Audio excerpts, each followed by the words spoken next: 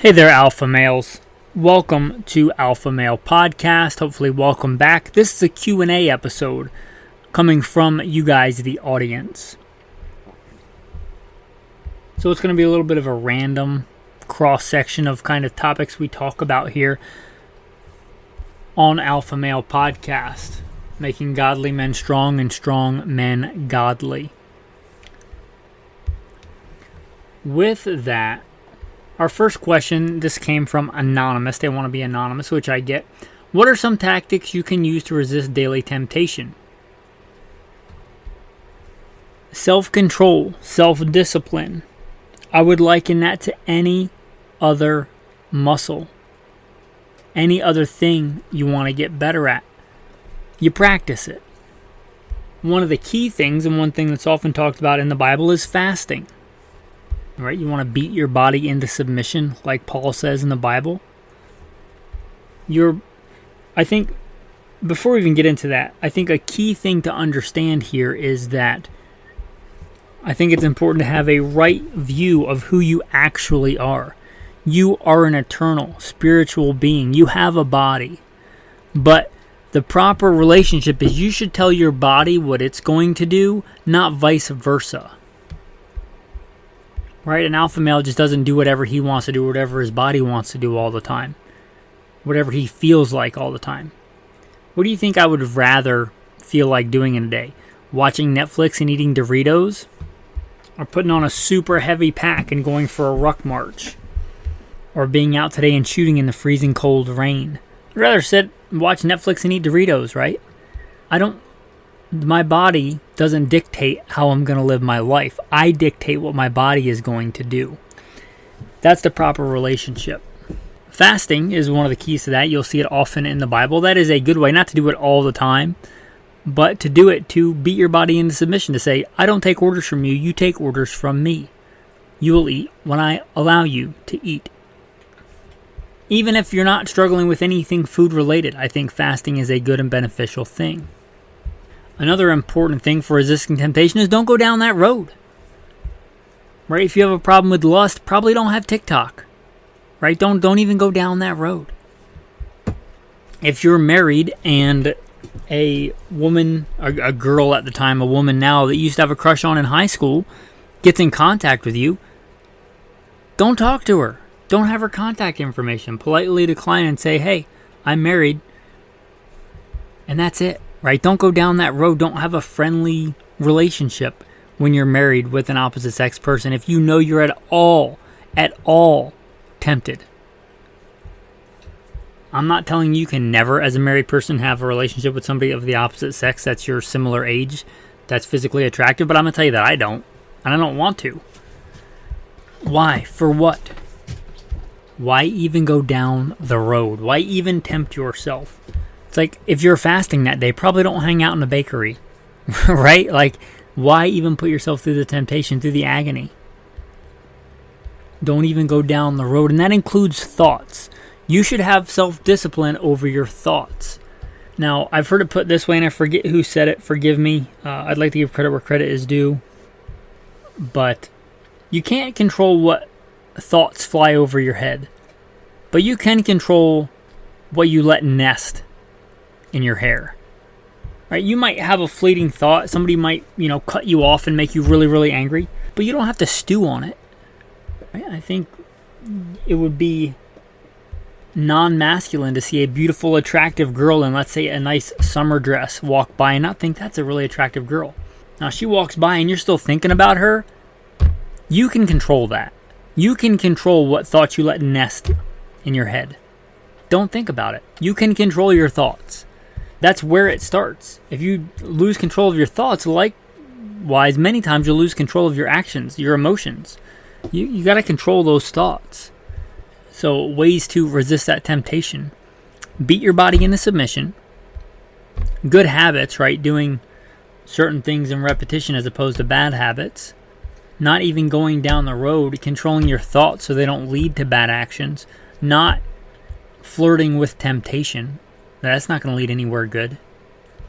Those are some of my thoughts for working on self-discipline, self-control, resisting temptation. It's a very, very good question. Those things may be simple, but I didn't say they were going to be easy. That is not a correlation. People often, I think, mismatch those things. Something can be very, very simple, but very difficult to do.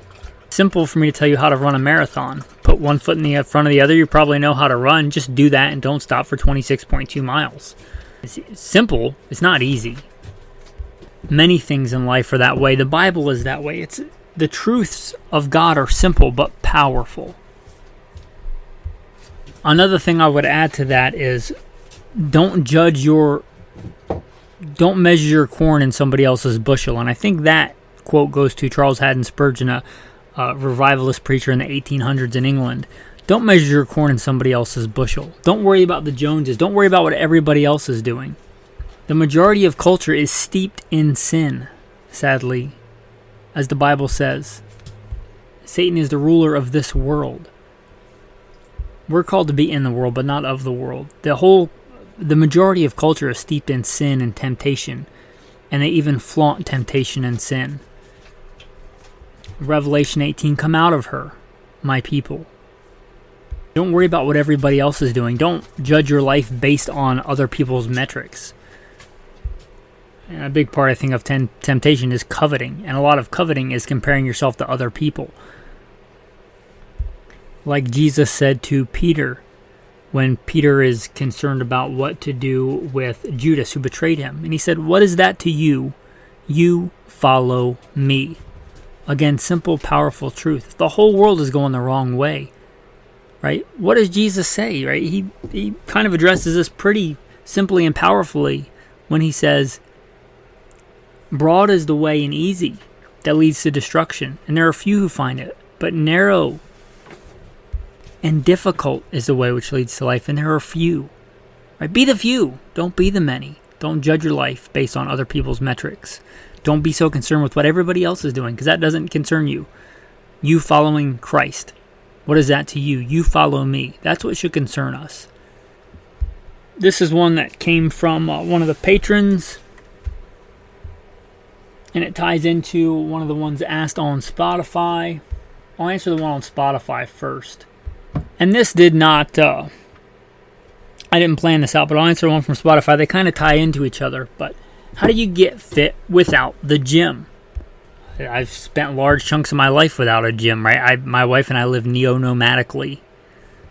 The reason, here's a simple, powerful truth that's probably going to slap you in the face. If you're not fit, the reason you're not fit is probably not because you don't have a gym. It's probably because you lack the first thing we talked about, self-discipline. And you're doing what your body wants to do rather than forcing your body to do what you tell it to do. How do you get fit without a gym? Pray. Number one. You need strength, you pray for strength. It's like anything else you need in life. It starts with God. Pray. Lift heavy, run fast, and or ruck, do some kind of cardio. Run fast is a euphemism for I don't care if it's whatever kind of cardio. A bike, running, hiking, rucking, hiking with a pack. Pray, lift heavy, move fast, eat healthy. You probably know how to eat healthy. You probably know, again, how to lift heavy things. It doesn't need to be a gym. Right? When's the last time you did push-ups? Well, this morning for me was chest workout. I did, in fact, go to a gym because I had one nearby. But if I didn't, I would have done push-ups. If my wife's around, I'll have her sit on my back and I'll do push-ups with my wife, or I'll spin around and do wife presses where I bench press my wife. Right? But again, the reason you're not fit is probably because you don't not because you don't have equipment, because you lack the discipline. Push-ups, that's a simple one, right? You don't need to know 3 sets of 10, whatever, right? Get down and do push-ups until you cannot do push-ups anymore. Do push-ups to failure. I don't care for you if that's 1 or if that's 150. Do push-ups till failure. Do it several times. Go move fast. I don't care if it's wind sprints. I don't care if it's a decent run. I don't care if it's rucking, hiking with a pack. I don't care for you if that's a fairly moderate walk uphill that gets you winded, or whatever it is for you. Other simple exercises you can do: push-ups, pull-ups, some kind of cardio, squats, even if it's just body weight squats, lunges. If you want to get crazy and spend, probably less than $20, something that works really well that you can take pretty much anywhere, that I've used a lot. And my wife actually turned me on to this for a while. I was like, those aren't going to do anything, but they actually work really well. And that's the exercise bands, the resistance bands. You can do a lot with those. Just a set of resistance bands you can probably get at a decent department store for, even with inflation, probably under $20. And then eat healthy, right? Right? What's healthier, spinach or Doritos? Probably eat the spinach. What's healthier, a cheeseburger or a piece of grilled chicken? Probably the grilled chicken, right? It's not rocket science. Pray, lift heavy, move fast, eat healthy. Speaking of that, it's rucking tonight, which is it is what it is, right? I don't do it because I enjoy it. I do it because it's healthy and good, and especially if you're into preparedness and survival, you ought to be pretty good at rucking, carrying weight with a pack, because that's probably your most sure form of transportation. The Lamborghinis, the Subarus, your leather personnel carriers. Anyway, that basic thing on fitness. And one of the patrons asked me, what's my workout routine? It's, in general, right, this is a generality, but in general, my general rule has been for years, if I work less than 12 hours a day, I work out twice a day, except for Sabbath. On Sabbath is a rest day. Sabbath, I rest. So if I haven't worked out my second workout and Sabbath hits, boom, Sabbath is more important. Sabbath, I rest. But in general, and sometimes it's one big workout and then one real short workout. Like one of my workouts may just be abs, right? And I literally may just do 8-minute abs. It's a free workout thing you can look up. I've been doing that since probably for over 20 years. If I don't have a lot of time and I still need to get a second workout in, 8-minute abs. It's 8 minutes. If you say you don't have time to work out and you've spent a couple minutes on social media, you had time to work out. You could have done sets of push-ups. You could have done 8-minute abs. You just chose not to. You chose to scroll through TikTok or some other abomination. But generally, I'll do a heavy workout and a lighter workout, or I'll do 2 moderate workouts. Unless I'm getting ready for travel or switching on my routine, in which case I may do 2 pretty heavy workouts. But in general, like a heavy and a light workout or 2 moderate workouts. What that might look like is I might do chest exercises for one workout and then tricep exercises for another workout. I might do bicep exercises for one workout and then legs. And then I might do back and shoulders. I might do abs and cardio. And that'll pretty much, it's not always the same, but that's in general. And more important than the actual routine is that you actually show up and put out. Showing up and putting out in the workout is better than the perfect workout routine by the perfect fitness coach that you didn't do because you were watching Netflix and eating Doritos. So show up, put out, refer to earlier statements, pray, lift heavy, move fast, eat healthy. Again, not rocket science. It's simple. I didn't say it was easy, but it is simple. Anyway, that's pretty much going to do it for this installment of Q&As. If you guys have a question, you can contact me at goodshepherdtraining.com. If you're listening on Spotify, there's a little thing where I ask for your input on there. You can do it that way, or you can go to goodshepherdtraining.com. If you want to support the podcast, you can consider becoming a patron.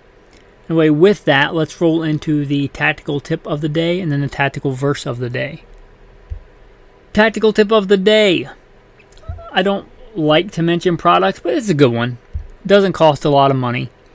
Taking notes on your phone can be good sometimes, but it's also good sometimes to have a paper copy. Kind of the alpha male version of that is a write in the rain notebook. As the name implies, you can write in the rain. If it gets wet, it doesn't matter. If it's something important that you want a hard copy of, those write in the rain notebooks are nice. They're good for a range kit. They're good for, a survival bag. They're good for all kinds of stuff. They're also a decent fire starter because they're basically a really thick wax paper. So if you need some kind of tinder, if you're freezing to death or you need to cook something, they're a decent way to get a fire going if you have like a ferro rod or something. A multi-use there. Also, if you need to write down something important like a bank account routing number. And here's a tactical tip inside of a tactical tip, an easy It's not going to keep out the CIA or something, but it's probably going to not be useful to somebody that just finds your notebook if you need to write down like a bank number or a routing number. A couple of simple things. Add a digit, like let's say add a 7 to the front, and then every other digit that's in that number, add 7 to. Like on math, if you go above, then you just start back at 0. But you could, let's say for the sake of argument, you add a 7 to the front of your card number or your account number. It's got an extra digit you should know to knock off that number, and then whatever that number is, you would subtract that from every other number. Again, it's not going to keep out the CIA it's not the Enigma machine from World War II, but for just simple things, it's probably going to stop somebody from deciphering what that is and what the actual number is, right? You could do slightly different. You could put the number on the end. If you just have a favorite number, if you just love the number 3, you could do it just adding 3 or subtracting 3. Anyway, just a simple form of encryption. And with that, your tactical verse of the day. Some words that will basically slap you in the face. We talked about that with the working out and stuff, but here's some words from Jesus that I think slap me in the face from time to time. But why do you call me Lord, Lord, and do not do the things which I say? Is Jesus Lord? You know what Lord means? It means he's in charge. He rules. He reigns. Why do you call me Lord, Lord, and do not do the things which I say? It's a heavy note to end on, but I think a good and appropriate one. Is Jesus Christ your Lord? And probably do what he says. He is the best Lord. He is King of Kings and Lord of Lords. He is perfect, perfectly loving, perfect in every way. All wise, all knowing, all loving. If he tells you to do something, it's for your good. We should trust that and believe in that and do what our Lord tells us to do.